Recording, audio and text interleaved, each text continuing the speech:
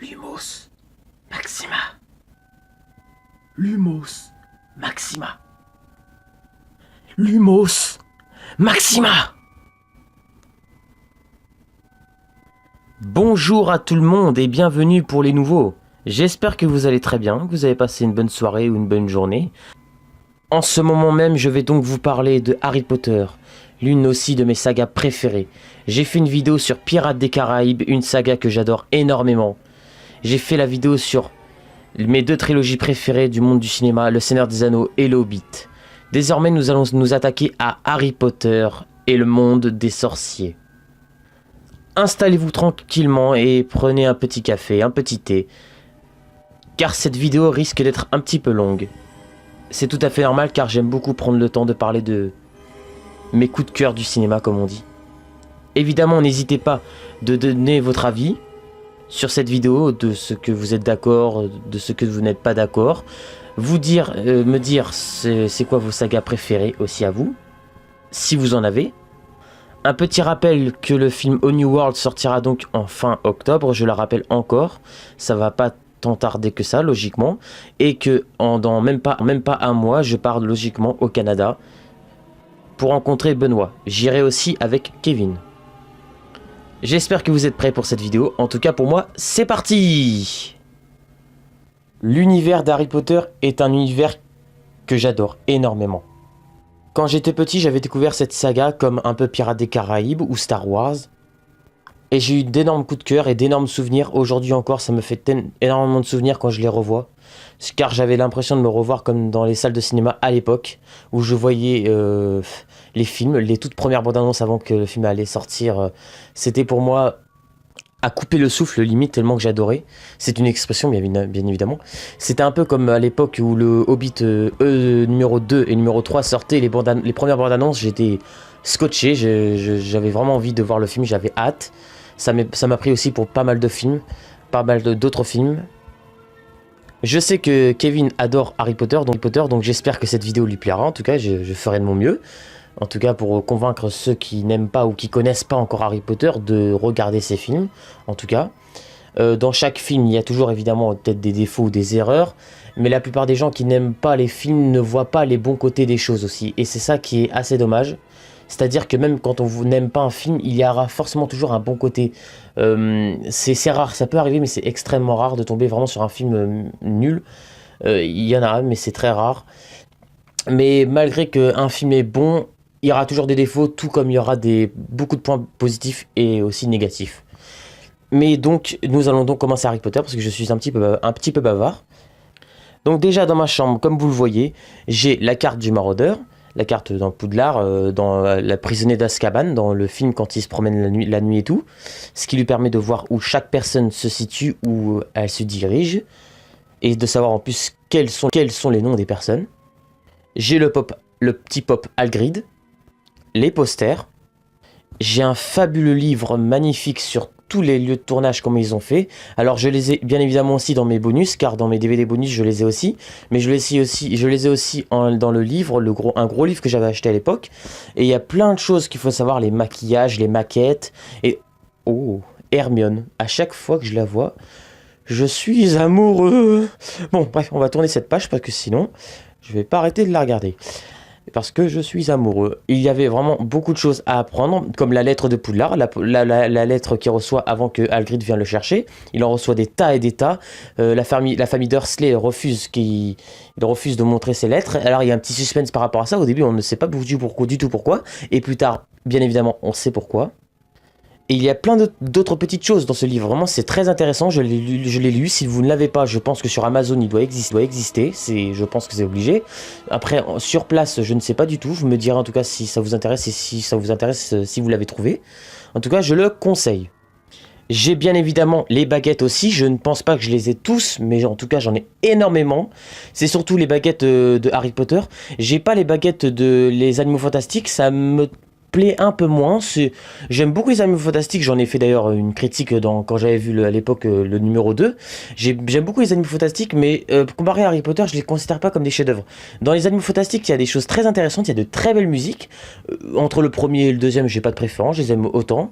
Mais c'est pas à la cheville d'Harry Potter, à la cheville, c'est pas au sommet, je veux dire, c'est pas au même niveau. C'est la façon que c'est réalisé Harry Potter, on a vraiment cette sensation de voyager. On a des musiques évidemment qui nous resteront toujours dans la tête. Il y a même des musiques que moins écoute qui est dans Harry Potter et moi que j'adore. Des petites musiques qui sont vraiment sympas. Des fois mélancoliques. J'aime beaucoup les musiques mélancoliques. Moi c'est quelque chose que j'aime beaucoup. Je trouve que c'est toujours ce qui donne les larmes aux yeux. Et moi justement quand un film me donne les larmes aux yeux, c'est que pour moi, selon moi, il fonctionne. Et c'est que voilà. Donc je vous disais que j'avais les baguettes, donc la baguette Hermione, Ron, Harry Potter, la baguette Voldemort, Bellatrix et évidemment celle de Dumbledore, la baguette de Suro. D'ailleurs j'ai un petit faible pour ça là, je l'adore. Dans la vidéo où j'ai parlé de ma passion pour Pirates des Caraïbes, j'avais donc précisé aussi qu'il y avait un jeu de DS que j'adorais, ce qui m'a poussé à adorer aussi plus en plus le film, y compris l'attraction. Et ben c'est exactement pareil pour Harry Potter, il y avait des jeux DS que j'adorais. En particulier, j'ai joué énormément à Harry Potter numéro 5 et un petit peu le 6. Le 4 et les deux parties du dernier, j'ai joué pas mal aussi, mais un peu moins peut-être. Alors je me rappelle que j'ai beaucoup joué au 7 partie 1 aussi, mais c'était surtout le 5 que je jouais le plus. Si on joue au 4, logiquement, il y a trop d'action pour un jeu, et le 5 c'est tout le contraire, c'est-à-dire que c'est limite, il n'y a pas d'action et tu te promènes dans Poudlard. C'est comme mon jeu de Spider-Man sur PS2, sur le jeu de Spider-Man 3 PS2, tu te promènes dans New York, et ben dans Harry Potter c'est pareil, sauf que c'est dans Poudlard que tu peux te promener où tu veux. C'est un jeu très intéressant, même si beaucoup n'aiment pas, parce que je peux comprendre certains, c'est assez lent et ça bouge pas trop.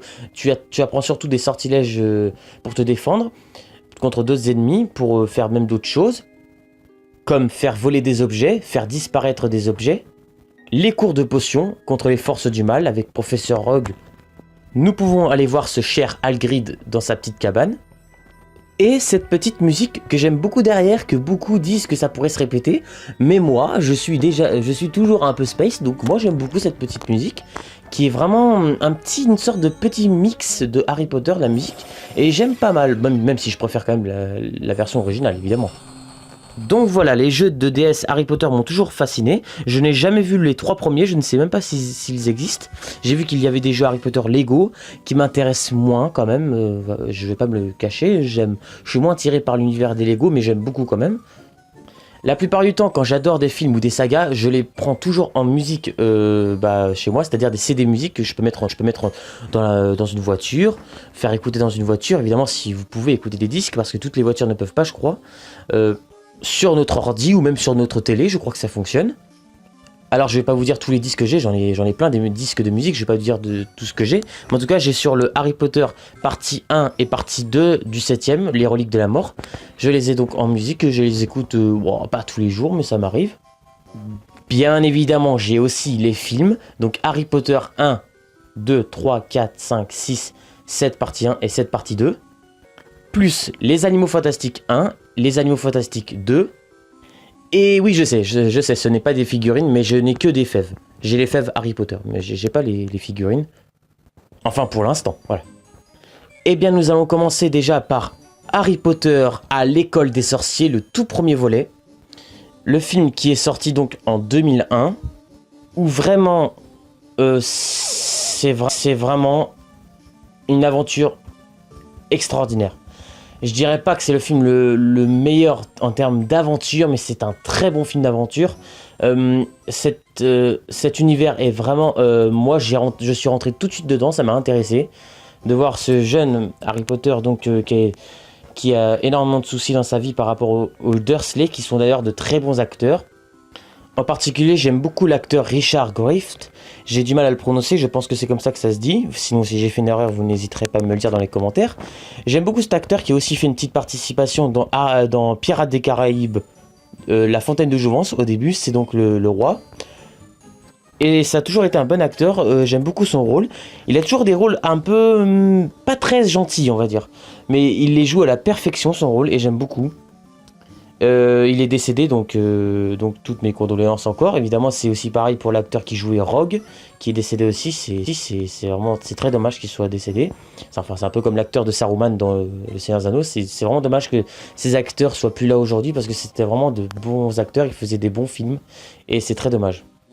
Donc Harry vit avec la famille Dursley, donc spoiler, mais je pense que la plupart des gens connaissent Harry Potter. Ce sont des Moldus. Les Moldus n'ont pas de pouvoir magique, c'est des gens comme nous, comme vous et moi, qui n'ont pas de pouvoir magique, qui vivent dans un monde. Donc, et du coup, Harry Potter découvrira plus tard, en recevant plein de lettres et quelqu'un qui va venir le chercher, qui s'appelle Hagrid, que Harry Potter est un sorcier. Et c'est là que toute notre aventure va commencer dans ce monde extraordinaire. Il va apprendre à connaître la magie. Il va en apprendre beaucoup plus sur ses parents, sur ses vrais parents, car il n'a jamais eu de réponse par rapport à ça. Il va en apprendre sur un certain Seigneur des Ténèbres, donc celui dont on ne doit pas le prononcer le nom. Bien évidemment, je parle de Voldemort, Lord Voldemort. Il va donc avoir sa propre baguette, son propre balai pour voler dans les airs, ses fournitures scolaires de sorcier, et plein d'autres choses. Et il va donc embarquer dans la voie 9 3/4, donc le Poudlard Express, pour aller vers l'école des sorciers, où il rencontrera Hermione, Ron, et d'autres personnes, comme Neville Londubat, et d'autres personnes. Il va découvrir cette école de sorciers avec le professeur McGonagall, le professeur Dumbledore.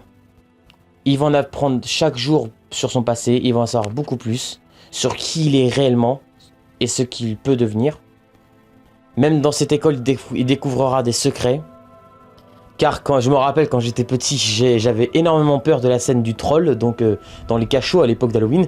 Oui, quand on est petit, on a toujours peur de quelque chose. Hein. Excusez-moi, hein, voilà. Bon, c'était assez drôle. En plus, c'est vrai que si on regarde aujourd'hui les montages du troll, on voit bien que c'est un montage. Mais ça va toujours. Il a toujours une tête. Il a une tête à la fois drôle et à la fois, mais vraiment étrange, flippante, j'aurais dire. Avec les bruits qu'il fait, je me rappelle toujours. Et j'osais pas regarder cette scène quand j'étais petit. Ça m'a traumatisé à ce point-là. C'est un peu comme la scène du bouquin. Quand Harry va dans la bibliothèque la nuit et qu'il ouvre un bouquin et qu'il y a une tête qui sort d'un coup, ça m'a toujours fait flipper. Il y a des passages que avant, évidemment, hein, maintenant ça me fait rien. Mais avant ça me faisait toujours peur et même quand je le vois et que j'ai plus peur, non, je me rappelle quand même que quand j'étais petit, j'avais peur. Mais je peux comprendre, pour les petits, effectivement, ça peut faire peur. Dans un sens, je veux dire, ça peut faire peur, voilà, je veux dire, c'est pas non plus l'horreur, voilà. Ce premier volet est donc une très bonne réussite selon moi, et donc je vais quand même donner la note sur tous les Harry Potter direct, avant de passer à la suite. Donc Harry Potter à l'école des sorciers aura la note, bien évidemment, de 18 sur 20. Ensuite, Harry Potter et la Chambre des Secrets, qui est donc le volume 2, évidemment, aura la note de 18 sur 20, donc la même note. Ensuite, Harry Potter et le Prisonnier d'Azkaban aura la note de 19 sur 20. C'est un très bon film, je vais en parler plus tard. Harry Potter et la Coupe de Feu aura la note de 16 sur 20, un petit peu moins. Harry Potter et l'Ordre du Phénix aura la note de 16 sur 20 aussi, c'est exactement la même chose. Ensuite, Harry Potter et le Prince de Sang Mêlé aura la note de 19 sur 20 selon moi. Harry Potter et les Reliques de la Mort partie 1 aura la note pour moi de 19 sur 20. Voilà, ça a peut-être étonné pas mal de monde, je m'expliquerai après pourquoi. Et évidemment, Harry Potter et les Reliques de la Mort partie 2, pareil, 19 sur 20 aussi, comme la partie 1. J'ai hésité pour la coupe du feu et l'Ordre du Phénix de mettre entre 17 et 16 sur 20, mais j'ai quand même mis 16. Du coup, je vais m'expliquer en tout cas par rapport à la suite, que je vais pas résumer tous les Harry Potter non plus. Tu découvres les voitures volantes, t'en apprends un peu plus sur l'arbre cogneur, je crois qu'il s'appelle comme ça. Tu découvres, alors lui, il m'a fait rire, mais à la fois j'avais envie qu'il s'en prenne toujours une dans la tête, tellement qu'il était énervant. Gindera Lockhart, j'ai du mal à le dire, mais il est bon cet acteur, sans cacher, il est très bon. Mais il me fait rire, parce qu'en fait, le problème c'est que on est obligé de rire, parce que par contre c'est involontaire et on fait pas exprès. C'est une personne qui n'est vraiment, mais vraiment pas douée, qui ment, qui a la trouille. C'est une personne comme ça en fait. Mais il est pas méchant, méchant. Mais il arrête pas de mentir et il a la trouille tout le temps. Il a toujours peur alors qu'il fait croire pourtant à tout le monde qu'il est super fort, très intelligent. Mais en fait, c'est, on va dire le contraire, hein. Bon, au niveau intelligence, il s'y connaît un peu, mais je veux dire, niveau sortilège, ouais, enfin bref, vraiment que vous voyez le film, en tout cas, moi je le trouve, il m'a toujours fait rire. D'ailleurs, c'est un peu dommage que je l'ai pas revu dans les autres films, parce que, bah, il y en a qui vont pas l'aimer, parce que voilà, c'est un trouillard et tout, mais vraiment, l'acteur est bon. Alors, c'est sûr que en pleine bataille, bah, c'est triste à dire, mais il se serait fait tuer. Dans la bataille de Poudlard, dans le final, il se serait vraiment fait tuer, parce que c'est pas quelqu'un qui va vraiment survivre. C'est plutôt quelqu'un qui va partir en courant parce qu'il aura peur, il va s'enfuir, il va pas vraiment aider, ça m'étonnerait. Et voilà, à part s'il est peut-être sauvé par des gens, mais sinon vraiment il se ferait tuer, c'est sûr et certain.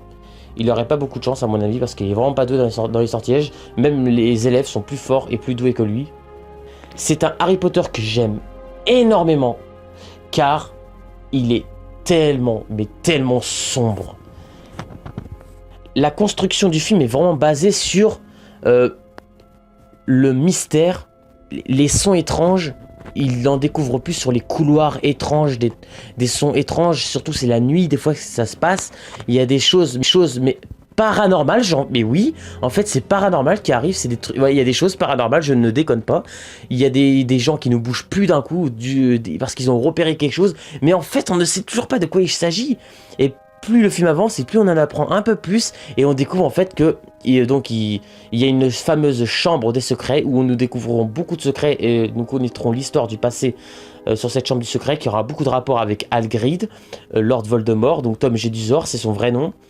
Et on découvrira la chambre des secrets avec cette créature qui est enfermée et qui aussi s'échappe dans l'école, mais on ne l'a jamais vue, et qui arrive à faire en sorte que les élèves, dès qu'ils le voient, ils sont pétrifiés, on dit, c'est-à-dire ils ne bougent plus du tout, et ils peuvent en mourir si on ne fait rien du tout. Et cette créature s'appelle le basilic, et ils l'ont très bien réussi. C'est le Harry Potter le plus mystérieux et le plus sombre, c'est sûr et certain, et je l'ai beaucoup aimé. Même quand j'étais petit, j'en faisais des cauchemars, j'avais peur, et aussi les araignées géantes dans ce film, si je me souviens bien. Évidemment, nous avons connu le petit Dobby, le petit elfe. Il est vraiment super marrant, même s'il est un petit peu, voilà, il est un petit peu provocateur aussi, mais il est très très drôle. C'est une très bonne idée de l'avoir introduit dans l'univers d'Harry Potter, ce personnage. Nous voyons toujours un peu les Dursley au début. Les acteurs sont toujours aussi bons, donc Daniel Radcliffe, Emma Watson, Rupert Grint, donc les trois principaux évidemment. L'acteur de Dumbledore est toujours aussi bon. Donc je précise que le Dumbledore dans le premier et le deuxième, après dans les autres, ce n'est plus du tout le même acteur. Car soit il a été tombé malade, ou soit je crois que l'acteur est décédé. Ce qui est très dommage. Les deux sont bons. Alors j'ai une petite préférence quand même pour celui d'après, qui fait du troisième jusqu'au 7 partie 2. Il est encore mieux je trouve, même si l'ancien était très bon. Et a un très bon rôle. Mais il n'avait pas comment dire, un aspect, un physique combatif. C'est-à-dire que la manière dont il était habillé, on voyait qu'il n'y aurait pas un esprit combatif en lui. Alors que l'autre, il y a plus un effet combatif. Pas non plus énormément, mais beaucoup plus. Déjà, il va se battre évidemment, à pas mal de reprises. Je vais en parler après. Mais j'ai énormément aimé ce Harry Potter et la Chambre des Secrets. C'est une réussite totale. Il est très très bon. L'acteur aussi qui interprète Hagrid, c'est l'un de mes préférés, je l'adore. J'ai vu son doubleur aussi, celui qui fait la réelle taille, et il est vraiment, c'est impressionnant quand on voit ça dans les tournages, dans les lieux de tournage. Et il est aussi bon que le premier. Ensuite, nous allons donc parler de Harry Potter et le prisonnier d'Azkaban.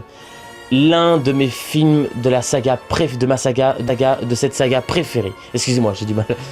Car ce film est vraiment, mais quand je dis il est bon, les musiques qu'il y a dans ce film sont vraiment faites à ce film. Ce film est dédié sur le prisonnier d'Azkaban, donc Sirius Black. Et c'est un assassin qui s'est échappé de la prison d'Azkaban. Des prisons, mais vraiment gardées pourtant, qui sont très très très sécurisées. Et il a réussi à s'échapper. Harry Potter donc est chez les Dursley au début, comme chaque année. car même s'il va à l'école chaque année, il est toujours obligé de revenir chez les Dursley, c'est sa seule famille. Ses vrais parents sont décédés, évidemment, depuis très longtemps. C'est pour ça qu'il a été, un peu forcé, enfin un peu obligé de vivre dans cette famille, qui n'est pourtant pas sympa avec lui, mais bon. Plus maintenant, vu qu'il est un sorcier, il se méfie un peu plus de lui, et il l'attaque un peu moins, ça va, c'est beaucoup mieux. Mais quand il décide de se rendre au chaudron baveur pour voir ses amis et tout, les sorciers, il va avoir pas mal de problèmes, c'est-à-dire qu'il va croire qu'il y a des loups qui l'observent, c'est vraiment très lugubre, sombre et mystérieux. Peut-être pas autant que la chambre de secret, mais c'est un épisode très très sombre. C'est sûr que ce serait le second épisode sombre après la chambre des secrets, ça c'est sûr et certain. Il croit voir des loups et tout, c'est vraiment flippant la manière que c'est filmé. On voit des balançoires qui se balancent tout seuls, on entend des bruits étranges. D'un coup il y a le Magicobus qui arrive, un bus vraiment étrange, un bus fantôme en gros. Et vraiment il est très étrange. J'aime beaucoup ce passage qu'il y a dans ce bus, surtout que le conducteur de bus est vraiment marrant avec la petite tête à côté qui lui parle. Et aussi la personne qui vérifie les tickets dans le bus et tout, qui regarde son journal, qui discute un peu avec Harry Potter. Même dans des moments speed comme ça dans le bus, ils arrivent à te faire une scène vraiment stressante. Parce qu'ils te disent tu connais Sirius Black, il s'est échappé. Et après Harry Potter, il dit j'en ai déjà entendu parler. Et franchement, il y a des choses qui collent énormément. Ce bus évidemment est évidemment très rapide, c'est un bus, je sais pas comment expliquer, c'est hallucinant. Et comme je le disais, ce que j'adore dans ce film, c'est les musiques qui collent vraiment à tous les passages. Quand Harry Potter s'évanouit dans le train parce qu'il y a un détraqueur d'Azkaban qui s'est échappé, un détraqueur c'est comme un fantôme qui aspire ton âme, et du coup après il y a quelqu'un qui l'a sauvé la vie, mais il a cru entendre une voix, il croyait que c'était la voix d'une femme, et Hermione et Ron qui lui dit il n'y a eu aucune voix, Harry t'as dû rêver. S'il y a des choses énormément étranges, quand ils arrivent à Poudlard avec cette musique par derrière qui pour moi c'est magnifique je trouve. Et plus Harry Potter voudra en savoir par rapport à ce certain Sirius Black, le prisonnier d'Azkaban, qu'il va découvrir en fait que c'est son parrain. Et c'est là que pour lui tout dégringole quoi. Il est halluciné. Pour lui il fait un rêve quoi, il n'arrive pas à y croire. Et du coup après ça nous amènera à des combats entre un loup-garou et un loup, avec des centaines de détraqueurs qui aspirent les âmes et tout. Harry fera la connaissance d'un oiseau qui s'appelle un hippogriffe, qui s'appelle Buck. Et bien évidemment il découvrira Sirius Black, je vous laisse la surprise pour ceux qui n'ont toujours pas vu, mais c'est vraiment l'un des meilleurs films d'Harry Potter que j'ai jamais vu de ma vie. Il est excellent, et voilà, c'est pour ça que je lui ai donné 19 sur 20, il le mérite énormément et amplement cette note. Ensuite, donc, nous allons parler de Harry Potter et la Coupe de Feu, qui est pour moi l'un des moins bons Harry Potter. Alors, je m'explique, évidemment, c'est un très bon film. On va dire que j'ai été plongé dedans aussi, dans ce film, il était très bon. Mais c'est le moins bon en... déjà, il faut choisir, il faut bien faire un petit top 1 de mes films préférés d'Harry Potter jusqu'au moins bon. Malheureusement, c'est dommage à dire, parce que oui, j'aurais bien voulu ne pas dire du mal d'un seul Harry Potter. Mais comme je l'ai dit au début de la vidéo, malgré qu'il y a toujours, que ce soit un très bon film, il y aura toujours des points négatifs. Et c'est pas sur tous les films, mais en tout cas sur certains il y en aura toujours malheureusement. Et c'est le cas sur Harry Potter et la Coupe de Feu. C'est-à-dire, je m'explique. Cet Harry Potter commence d'une manière très bien. La musique est assez originale, sans déconner. La musique où on voit le titre et tout, quand on voit les tombes et le cimetière, c'est vraiment très mystérieux. Et après, on découvre une personne âgée qui est donc dans sa petite maison et qui remarque qu'il y a des sons étranges dans la maison d'en face. Donc une ancienne maison, une ancienne maison qui fait un petit peu maison un peu étrange comme dans les films un peu mystérieux. Et du coup, il rentre et il s'aperçoit qu'en fait, on reconnaît la voix, on reconnaît la voix pour Et après, on s'aperçoit que donc c'était Lord Voldemort qui est dans cette maison. Et là, bam, la personne âgée, elle a été tuée. Et du coup, après, d'un coup, ça se réveille. Par contre, c'était Harry qui avait fait un cauchemar. Et après, il se réveille. Et là, ça commence à être un petit peu trop à la rigolade. C'est un peu dommage, car j'aime beaucoup la rigolade. Mais là, c'est une sorte de rigolade qui me fait, qui est sympa, mais qui me fait pas autant rire que... C'est-à-dire qu'en fait ils sont plusieurs, ils vont aller à un petit campement. Et il y aura l'acteur aussi qui joue dans Twilight, Cédric Grégory, qui joue donc dans Twilight, qui joue Edward Cullen, qui est un bon acteur, ça va, c'est un bon acteur. Bon, c'est pas mon préféré évidemment. Du coup qu'après ils vont aller à une fête et ils vont se faire attaquer en pleine nuit par les mages de Voldemort, donc ces sbires en fait, ces gardes du corps, enfin les mêmes personnes qui sont comme Voldemort en gros, qui le suivent, et du coup ils vont se faire attaquer par des gens comme ça. Et après il y aura pas mal de problèmes, ils vont aller dans l'école des sorciers comme chaque année, et là il va y avoir 3 tâches à accomplir, par rapport à la coupe de feu. Donc c'est un objet, et du coup il faut être, par contre il faut être majeur pour mettre son nom dedans, pour y participer. Et là on comprendra pas parce qu'il y a le nom d'Harry Potter qui va être dedans, alors qu'il n'aurait pas dû, et tout le monde va penser bien évidemment qu'il a triché.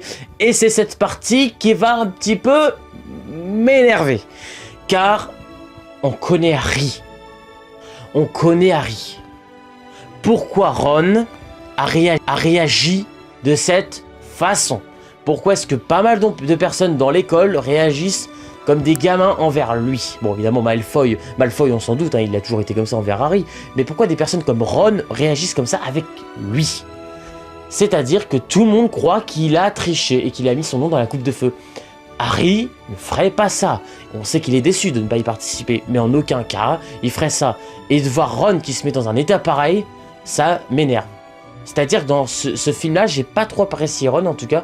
Enfin, sauf quand il découvre qu'Harry disait la vérité. Mais sinon, avant, je l'ai pas apprécié Ron. Je trouve que c'est pas sympa de faire ça. Ils ont toujours été amis depuis 3 années. Là, ça fait la 4e année. Je vois pas pourquoi ils le feraient pas confiance. On dirait que Hermione, elle... on avait l'impression que Hermione, l'actrice Emma Watson, ne savait même pas c'était quoi le scénario dans ce film. À ce point-là. Hein. Parce que... on sait même pas aller du côté de qui. Mais tu crois qui? Tu crois Harry ou tu crois Ron? On sait même pas. Elle écoute qui? Alors elle est plus du côté de Ron, elle répète tout comme un perroquet à Harry et tout. Moi je comprends pas cette partie. On dirait qu'ils sont pas eux-mêmes. Et non, ça fait pas trop réaliste, je sais pas. Ça fait réaliste, c'est-à-dire que on décroche un peu de leur personnage qu'on aimait bien dans les 3 premiers. Enfin ouais, qu'on aimait bien, ça dépend, mais qu'on aimait beaucoup mieux. Et là j'ai un peu moins ressenti ça. Harry a toujours été tel qu'il est, voilà. Et donc ils vont participer à des concours pour avancer et du coup pour avoir le trophée des 3 sorciers, donc c'est la récompense. Et du coup ils vont avoir 3 tâches. Donc combattre des dragons, combattre des sirènes marins, des créatures abominables, et terminer par le labyrinthe hanté. Oh là là. Alors ça c'est vraiment flippant. Ce labyrinthe il est immense et c'est très hanté. Sauf que il va y avoir un petit piège. Ils vont se retrouver dans un fameux cimetière où on verra depuis le premier Harry Potter et le deuxième. Mais là c'est vraiment sa vraie apparence. Nous allons voir pour la première fois Lord Voldemort dans sa vraie apparence. C'est un piège. Cédric Grégory sera avec Harry Potter car il va se faire tuer. Et Harry Potter va affronter Voldemort. Ce passage est pour moi le meilleur du film, je crois, de ce film en tout cas, car c'est la première fois qu'il rencontre Voldemort et c'est vraiment très bien fait. Là on est dans la tête d'Harry, on se dit mais qu'est-ce qu'il va faire et qu'est-ce qu'il va faire. On sent que l'autre il est bien plus fort que lui, il est au-dessus, il est supérieur à lui, et en plus il a ses gardes avec lui, il est pas seul Voldemort. Et on se dit mais comment va faire Harry? Et il finit par s'en sortir. C'est triste parce que y a le père qui apprend que son fils Cédric Grégory est mort. Là il y a des hurlements, c'est triste. Tout le monde rigolait parce qu'Harry est revenu, mais quand ils se sont aperçus qu'il est revenu, mais avec Cédric Grégory, ils pensaient qu'il serait vivant. Bah non, il est mort. Ça c'est tombé en larmes, ça a gueulé, ça crié, ils étaient tous tristes. Et ce moment il est vraiment fort. Alors malgré que c'est l'un de Harry Potter que j'aime le moins, c'est un très bon film. C'est pas du tout un divertissement, c'est mieux qu'un divertissement. C'est un très bon film. Malgré qu'il y a des scènes des fois qui étaient très très stressantes, d'un coup on passe à une scène comique, des fois des scènes un peu stressantes, ça recommence, et d'un coup une petite scène un petit peu comique, c'est un peu dommage. Comme le bal, c'est-à-dire quand il danse, je trouve ça un peu moyen, c'est pas mal comme idée. Bon évidemment comme professeur McGonagall demande Ron pour s'entraîner à danser, c'est trop marrant ces passages-là. Il y a un passage que j'adore aussi, parce que j'en ai pas parlé de ce personnage, Maugrey Folloy. Ah lui il me fait rire. Alors évidemment c'est pas quelqu'un de sympa en vérité, il prenait l'apparence de quelqu'un d'autre. En vérité Maugrey Folloy il est aussi marrant en fait. Et du coup, bah moi j'adore quand il transforme Drago Malfoy, donc celui qui a toujours embêté Harry Potter depuis pratiquement tous les films en fait, sauf dans le dernier, vers la fin ça va, il change un peu. Et il transforme Drago Malfoy en petite fouine. Et cette scène m'a... J'étais à chaque fois je rigole quand je vois cette scène. J'en peux plus. Et voilà, c'est peut-être le moins bon d'Harry Potter, mais c'est un très bon film Harry Potter. Je sais pas parmi si c'est celui-là ou L'Ordre du Phénix que j'aime le moins. J'ai beaucoup de mal à choisir en tout cas. Mais voilà, malgré que celui que j'aimera le moins, en tout cas c'est sûr, ça reste quand même un très bon Harry Potter. Donc voilà, c'est pour ça que je lui mets la note de 16 sur 20, un petit peu moins que les autres. Ensuite, je vais parler de Harry Potter et L'Ordre du Phénix. Cet Harry Potter, c'est la même note que La Coupe de Feu, c'est-à-dire que j'arrive pas à décider entre ce film ou l'autre d'après si c'est vraiment c'est lequel que j'aime le moins. L'Ordre du Phénix, c'est un très bon film, c'est pareil, c'est un très bon film, mais il est un peu trop... comment je peux dire ça? Alors ça va, c'est pas pendant tout le film, hein, heureusement, mais il y a beaucoup de parties dans le film qui fait un petit peu trop... Comment dire? Parce que j'ai envie de le dire, mais la façon que je vais dire ça, vous allez peut-être vous dire que... Enfin, vous allez peut-être pas être d'accord avec moi, mais ce seul mot que j'ai pu trouver, c'est enfantin. Ce film est un petit peu enfantin dans le sens où des fois, c'est beaucoup dans la magie, j'aime beaucoup. Un peu trop de rigolade, même si cet humour marche beaucoup dans le film, c'est-à-dire avec cette fameuse Dolores Ombrage qui sème la pagaille dans cette école, qui martyrise les enfants, qui est vraiment chiante, enfin martyrise dans le sens allez, devoir tous les jours, allez là, je te laisse pas partir dehors, alors on voit les profs alors qu'ils ont fait une toute petite erreur, ils sont là depuis des années et ils ont fait une petite erreur, ça y est, elle arrive, elle débarque, elle veut les virer, comme pour faire professeur Trelawney, je crois que c'est ça son prénom, aussi Hagrid, je crois qu'elle veut le virer, mais c'est quoi ça? C'est pas possible, je vais dire, ils sont là depuis des années, elle arrive pour faire sa loi, elle est insupportable. Harry Potter donc a vu le retour de Voldemort dans l'épisode précédent, dans la Coupe de Feu, et tout le monde refuse de croire à lui. Donc c'est pareil quoi, ils sont chiants, personne ne refuse à croire. Mais là c'est normal, c'est un peu le ministère de la magie, c'est pas non plus ses amis. Ses amis le croient évidemment, mais le ministère de la magie refuse de croire au retour de Lord Voldemort. Beaucoup de personnes refusent d'y croire. Et pas beaucoup de monde y croit malheureusement, c'est très dommage. Il y a des personnes qui vont se rebeller contre lui dans le Poudlard. Des gens qui vont pas être d'accord avec lui. Ron et Hermione, eux, sont d'accord avec lui. Heureusement, parce que s'ils nous font le même coup que dans la Coupe de Feu, ça va être un peu chiant au bout d'un moment. Mais ça va. Et du coup, c'est ça qui va parler beaucoup de ce film. C'est-à-dire que il faut prouver à ceux qui croient pas au retour de Lord Voldemort qu'en fait il est réellement de retour. Et qu'Harry n'a pas rêvé. Cédric Diggory s'est pas fait tuer comme ça, je veux dire, ils auraient dû se poser plus de questions, ou alors ils refusent d'y croire, et ils essayent même pas de chercher des petits indices pour voir si réellement ils disaient la vérité, ils n'essayent pas.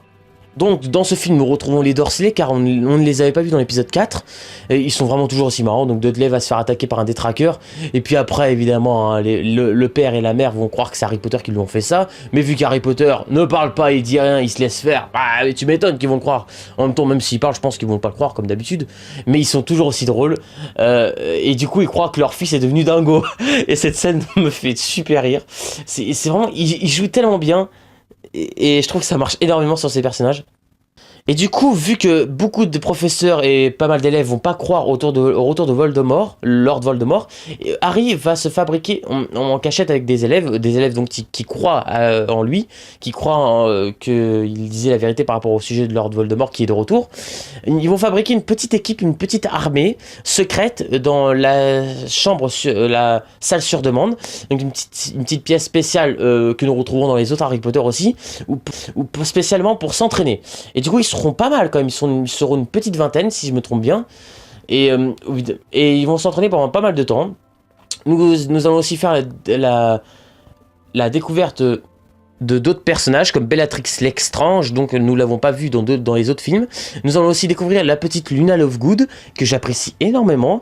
Elle est assez spéciale mais moi je l'aime beaucoup parce que voilà, je sais pas si les gens aiment beaucoup ce personnage, parce que direct une personne qui est différente des autres, pour eux c'est pas très normal et faut pas s'attacher à ce personnage. Moi c'est tout le contraire, j'aime beaucoup ce personnage assez mystérieux, et d'ailleurs c'est très dommage qu'il était pas là plus tôt dans les autres films, parce que j'aurais bien voulu qu'elle soit là depuis les autres films. Et en plus c'est une actrice vraiment très jolie, je trouve, elle est magnifique. Et elle a un petit côté vraiment tête en l'air, la façon qu'elle s'exprime et tout, vous allez remarquer que elle est assez étrange, mais moi je l'aime beaucoup. Tu lui proposes d'aller au bal danser, elle va te dire oui. Elle est timide, mais en fait à la fois elle est pas timide, c'est très compliqué de dire exactement comment est ce personnage, c'est très compliqué, mais en tout cas j'aime beaucoup ce personnage, et voilà, je comprends pas pourquoi les gens l'aiment pas. Nous allons découvrir donc les sombrales, donc seuls les humains qui ont vu la mort peuvent voir ces créatures, sinon ils peuvent pas le voir. Nous allons aussi découvrir des centaures, et on va revoir pour cet épisode le retour de Lord Voldemort. Alors bien évidemment tout ça c'est fait pour que vraiment les gens y croient à son retour, et ça va fonctionner. Donc c'est à dire que il va y avoir des morts. Sirius Black était de retour dans ce film, il va se faire tuer à la fin.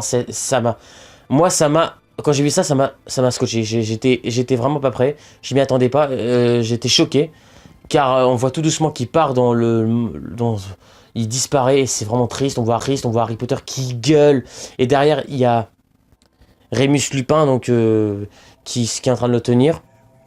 Excuse-moi, je sais pas si c'est son prénom, je crois que c'est ça. C'est Remus Lupin, celui qui se transformait en loup-garou dans le film Le Prisonnier d'Azkaban. Et après, Harry Potter va retomber sur Lord Voldemort et Bellatrix qui est toujours là. Mais on va avoir un combat que j'adore, qui est l'un des meilleurs combats de cette saga Harry Potter, qui est pas trop court et pas trop long, ça va, c'est correct. On voit leur vraie force. Dumbledore contre Voldemort. Et ce combat, mais je vous jure, c'est le meilleur passage de ce film. Je l'adore. Et on voit la puissance qu'ils ont, ils sont à égalité les deux. L'autre qui te jette de l'eau, des explosions, l'autre qui te fait des lance-flammes en forme de serpent, l'autre il te lance des bouts de verre, et c'est paniquant ces passages-là, et c'est super bien fait. Ils se sont mis à fond pour faire ce combat, ils ont bien fait. Après Voldemort qui pénètre dans la peau d'Harry, et qu'Harry il parle méchamment à Dumbledore, c'est super bien fait avec le regard qui fonctionne. Et c'est un très bon film, L'Ordre du Phénix. Mais il y a un petit côté enfantin que t'as moins dans les autres, que ça fonctionne, mais ça me bloque un peu moi. Voilà, c'est mon ressenti, y a pas de problème, c'est pas ça qui en fait un mauvais film. Au contraire, c'est un très bon film, L'Ordre du Phénix. La preuve quand même, 16/20, c'est quand même pas rien. Voilà, donc je n'ai fini de parler de ce film. Ensuite, nous allons passer aux 3 derniers, donc Le Prince de Sang Mêlé. Énormément de gens n'ont pas aimé ce film. Et c'est pourtant l'un de mes préférés. C'est-à-dire, donc je m'explique comme d'habitude, le film commence mais avec des grondements de tonnerre. C'est trop bien fait si vous mettez surtout un casque. Ou même quand je l'ai écouté la première fois au cinéma, le film, on était à fond dedans. Et on entend, ça commence avec la voix de Bellatrix qui dit « J'ai tué Sirius Black ». Et après, on entend donc le générique avec le titre Harry Potter avec les grondements de tonnerre. Et là, ça se passe à Londres. Et il y a des mange-morts qui vont attraper quelqu'un, qui vont détruire une boutique. Et après, on sait plus tard c'est qui qu'ils ont pris. C'est Monsieur Ollivander qui va être capturé. Et ce film commence vraiment avec un coup de stress. Et puis après, on voit donc Harry qui va être avec Dumbledore, qui vont découvrir un ancien ami de Dumbledore, qui vont revoir. Le professeur Horace Slughorn. Et je trouve que cet acteur est super. Il joue très bien.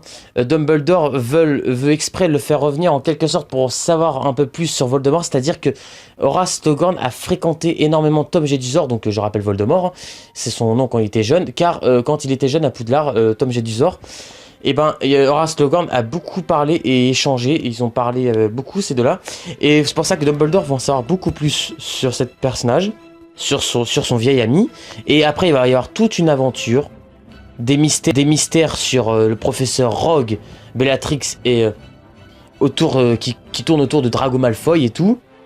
En gros, professeur Rogue doit promettre de protéger Drago Malfoy.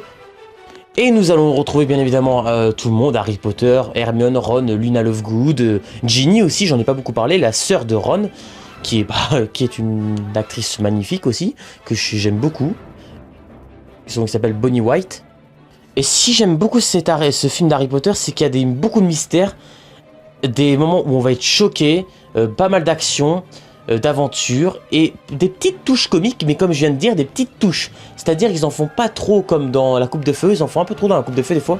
Et là, c'est des petites touches, des petites phrases, des fois, c'est vraiment marrant, je trouve.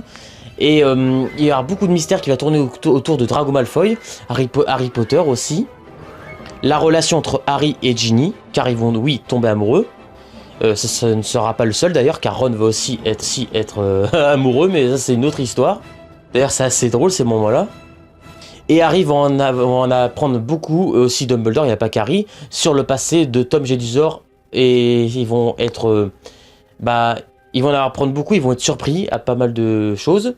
Et ça nous amènera à des scènes d'action, mais spectaculaires. Donc quand ils arrivent d'ailleurs à l'endroit où ils doivent détruire le premier Horcrux, un endroit, c'est une falaise, ils sont sur une falaise, c'est la mer autour, c'est magnifique, ce plan est sublime.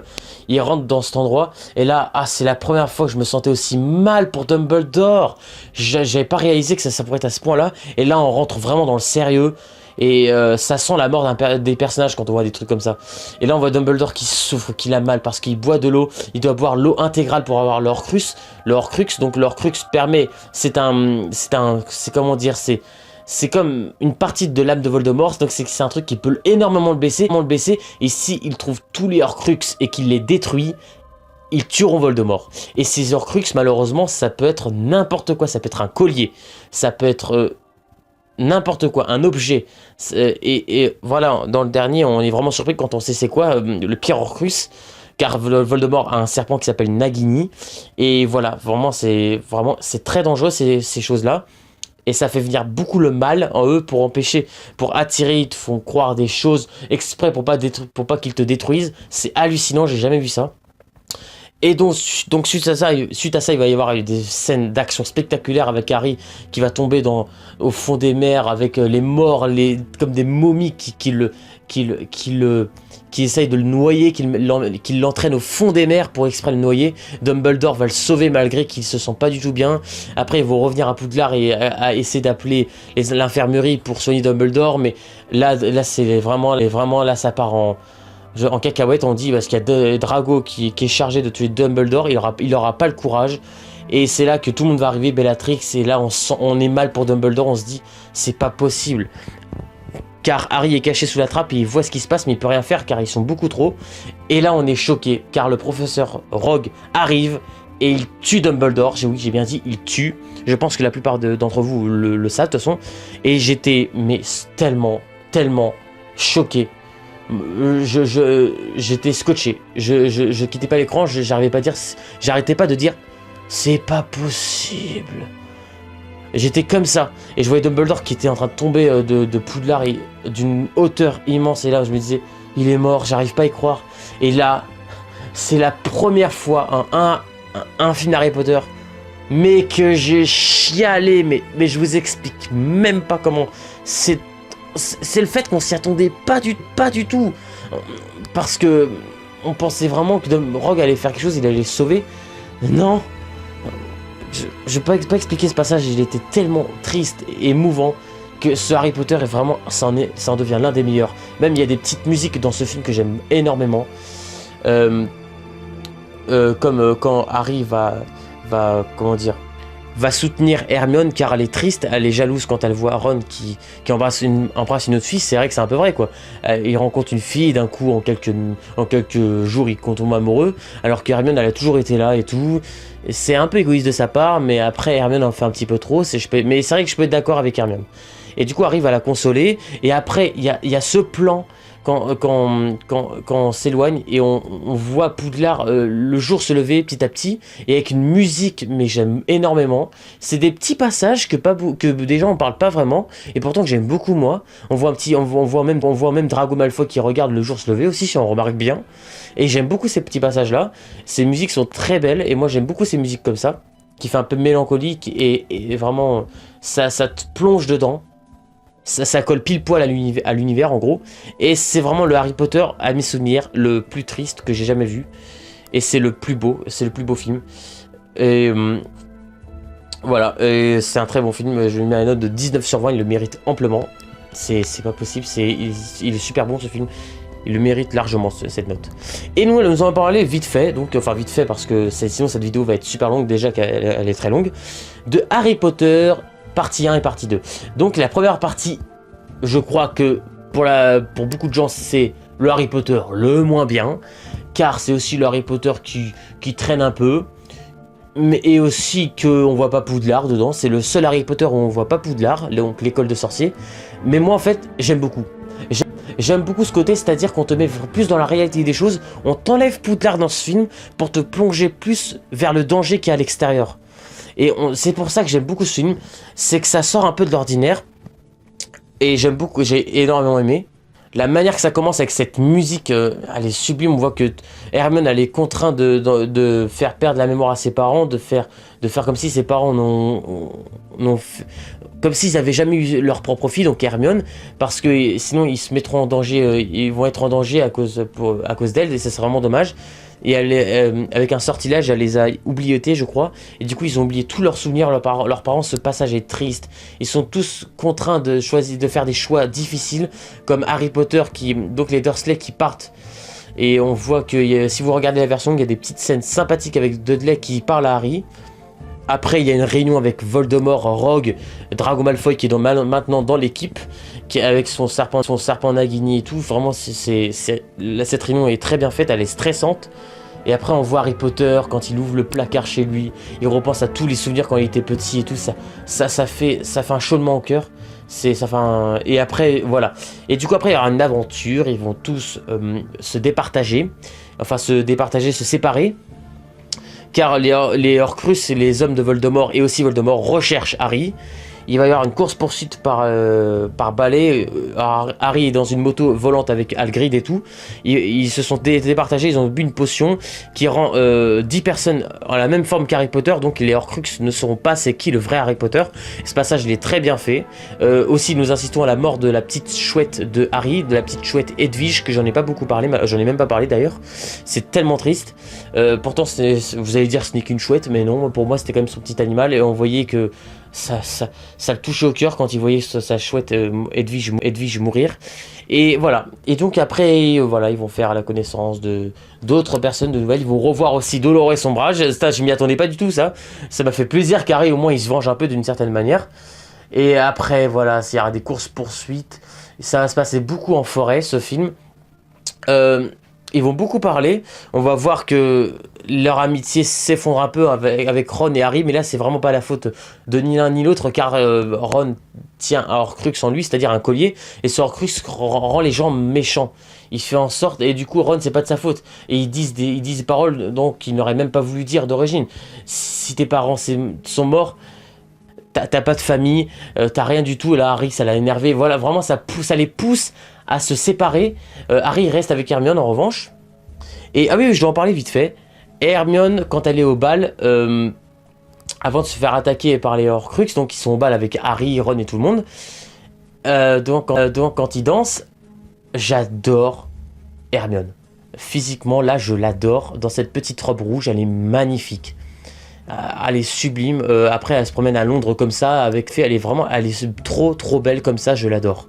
Et vous voyez, comme je l'ai dit, je suis très amoureux de cette actrice. C'est pas mon top numéro 1, mais elle est vraiment pas très loin en tout cas. Elle est sublime. Je suis ultra amoureux. Et j'aurais très bien voulu faire connaissance avec elle. Malheureusement, cette actrice, elle est vraiment sublime. Enfin bref, c'est un peu comme Ginny et Luna aussi. J'aime beaucoup Ginny et Luna. Mais Hermione, elle est vraiment sublime. Je sais pas comment expliquer, je l'adore. Physiquement, elle est vraiment magnifique. C'est une très belle actrice. Et il va y avoir aussi beaucoup de tension, c'est-à-dire que quand Harry, Ron et Hermione, donc pendant un moment du film, ils vont écouter au talkie-walkie le nom des morts, le nombre de morts qu'il y a eu toute la journée, c'est-à-dire que vu que leur Horcrux cherche tout le monde, ils tuent les moldus, les sorciers, si je me trompe pas. Ron et Harry vont vraiment être stressés. Ron va écouter s'il n'y a pas le nom de ses parents qui sont morts. Vraiment, il y a des moments stressants. Ils traversent des campagnes, des endroits, il y a des camping-cars et tout. C'est vide, il n'y a personne. Et on te montre des sons de tension à ce moment-là. Ils savent pas quoi faire. Ils se posent plein de questions. Ils ne savent pas quoi faire. Ils ont aucune idée où ils vont. Ils ont aucune idée quoi faire. Ils sont bloqués. Alors à un moment donné, c'est ce que j'en ai parlé, ils vont pousser à se séparer, ils vont se séparer, Ron sera de son côté, et Hermione et Harry vont rester ensemble, et Harry et tout va découvrir la tombe de ses parents dans le village où il est né. Ce passage, il est triste, c'est sous la neige, c'est trop bien fait, c'est vraiment, c'est entraînant, et après ils vont se battre contre une femme qui connaissait donc pas mal de choses et tout, et elle peut se transformer en serpent, c'est trop bien fait. Il y a aussi des petites références, à un moment donné, Hermione elle parle dans un livre qui a Grindelwald, et ça c'est aussi dans les Animaux Fantastiques. Alors c'est un petit clin d'œil, enfin c'est même pas un clin d'œil, de toute façon je pense que c'est ce personnage en personne, en plus jeune. Et le passage où il raconte l'histoire des reliques de la mort avec les 3 frères qui allaient sur une route solitaire et somptueuse, qui allaient sur une route solitaire et tout, et qui rencontrent la mort, et qui lui offre une cape d'invisibilité, la baguette de Suro, et la pierre de résurrection. C'est vraiment, cette histoire, elle me fascine, ça dure au moins 5 minutes, il te crée des espèces de décors un peu lugubres, mystérieux, comme à la Tim Burton, je sais pas comment expliquer, et c'est vraiment trop bien fait, et cette histoire, j'adore, et ça se termine avec une course-poursuite avec les mange-morts qui les poursuivent et tout, et après ça les entraîne à être dans le manoir de Voldemort et tout, c'est vraiment stressant ces moments-là, et puis ils arrivent à s'échapper, il y a Dobby qui est revenu, et... il va se faire tuer, bordel, il va se faire tuer. Oh, c'était triste. Voilà, on a insisté à la mort de Dobby, le petit elfe de maison qui était là toujours pour Harry Potter dans la chambre des secrets.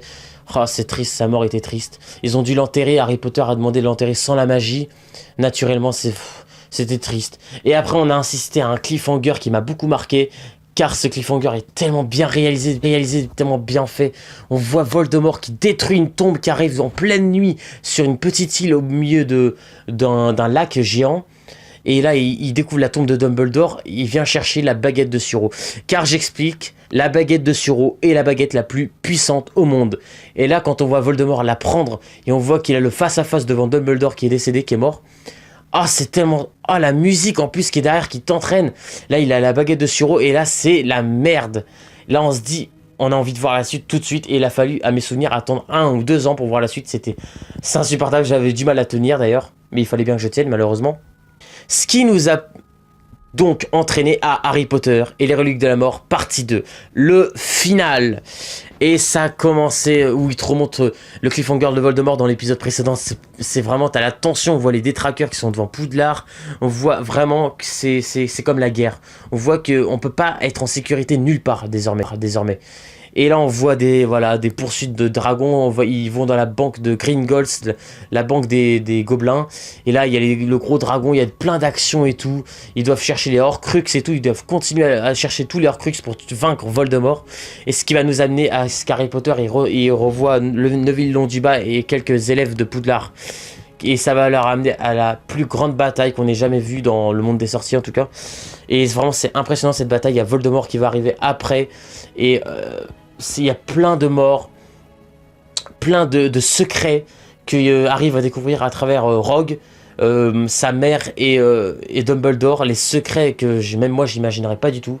C'est-à-dire que avant on aimait pas Rogue parce que vu qu'il a tué Dumbledore, mais en fait quand Rogue il meurt, ah, c'était triste, et en plus quand on découvre qu'il aimait la mère d'Harry et que il a pas fait ça involontairement, c'est qu'en fait c'est Dumbledore qui a demandé à quoi qu'il arrive, si ça devait arriver, vous devrez me tuer.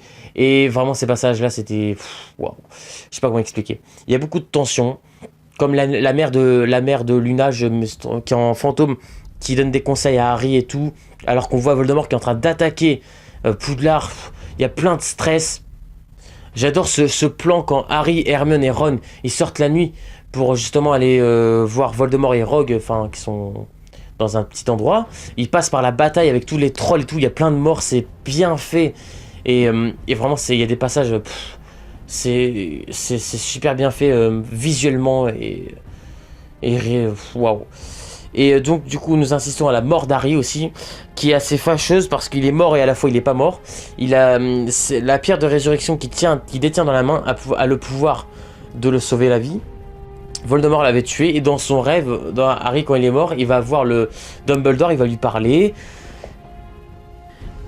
Et donc tout ça va nous mener à la bataille finale, la grande bataille finale en plein jour, qui va se passer où Hagrid donc il tient Harry Potter dans ses bras et tout, parce que Voldemort le force et tout, il y a l'armée qui arrive, et là on croit vraiment que tout c'est perdu d'avance, et là vraiment, quand Neville Londubat a le courage de défier Voldemort, après Harry qui se relève, et là c'est l'heure de la bataille finale, que j'ai beaucoup aimé, qui est un peu courte à mon sens, mais très très bien. Et on voit le duel final Harry Potter et Voldemort, c'est vraiment très bien fait. Et là, Voldemort qui évidemment qui perd la vie, qui meurt, car Neville a trouvé le dernier Horcrux de Voldemort, qui était Nagini, le serpent de Voldemort. Donc voilà, c'est un très bon final. On voit aussi Harry qui a grandi à la fin, qui a des enfants. Ce qui pourrait nous amener à Les Enfants Maudits, c'est un livre. Une pièce de théâtre aussi, si je me trompe pas, qui pourrait réellement être fait en film. Donc nous aurons dans ce film l'histoire des enfants d'Harry Potter qui ont grandi, qui vont aller à leur tour à Poudlard, ça va se passer sur eux. Nous reverrons un petit peu Harry, Hermione et Ron aussi, leurs parents maintenant. Donc ce serait une bonne idée de faire ça. Mais voilà, après je pense pas que ça pourrait être possible de surpasser la saga Harry Potter, c'est très compliqué. Ces films sont très bien et m'ont toujours fasciné. Et aussi je dois parler d'un petit film qui est vraiment sympa, que je conseille à beaucoup de monde. Le film s'appelle La Magie des mots. Alors vous allez vous dire c'est quoi ce film? Ça se trouve vous connaissez pas, et je pense que pas beaucoup d'entre vous doivent le connaître, je pense, parce que c'est assez rare, c'est un film pas très connu. C'est l'histoire de J.K. Rowling, donc celle qui a créé Harry Potter, les livres d'ailleurs, que je conseille énormément. Qui les a créés, et ça parle de son histoire en fait. Mais évidemment c'est pas J.K. Rowling qui est dans le film, mais c'est une personne qui joue J.K. Rowling, qui invente l'histoire d'Harry Potter, et on voit tout ce qu'elle a vécu dans sa vie, la difficulté qu'elle a eu à vendre ses livres à Harry Potter pour pas partager sa passion, et du coup aujourd'hui c'est devenu révolutionnaire, c'est connu dans le monde entier pratiquement Harry Potter, j'en suis sûr et certain. Et vraiment ce film est très intéressant. Je dois parler aussi des livres quand même vite fait. Alors les livres franchement, waouh, je sais pas comment expliquer, je les trouve super. J'ai lu le premier, il y a des petites scènes dans le livre qui auraient dû être mis dans le film, qui n'ont jamais été mis, c'est dommage. C'est comme une scène, je me rappelle, où les Dursley vont à Londres et ils rencontrent des sorciers et tout. Il y a pas mal de choses qui n'ont pas été réellement faites dans le film, et c'est un peu dommage parce qu'en plus c'est pas des passages forcément longs. C'est dommage. C'est un peu dommage, mais vraiment le livre est très très sympa, les films sont très très sympas. Les affiches des films aussi m'ont toujours fasciné, surtout en particulier celle du Prince de Sang Mêlé et de Harry Potter partie 1 du 7ème, donc le Relique de la Mort. J'adore ces deux affiches en particulier. J'en ai parlé vite fait tout à l'heure. Ce que j'adorais aussi, c'était les bandes annonces à l'époque. C'était tellement bien réalisé, bien fait, t'étais entraîné dedans. Et vraiment, regardez ce passage vite fait. Prépare-toi à mourir.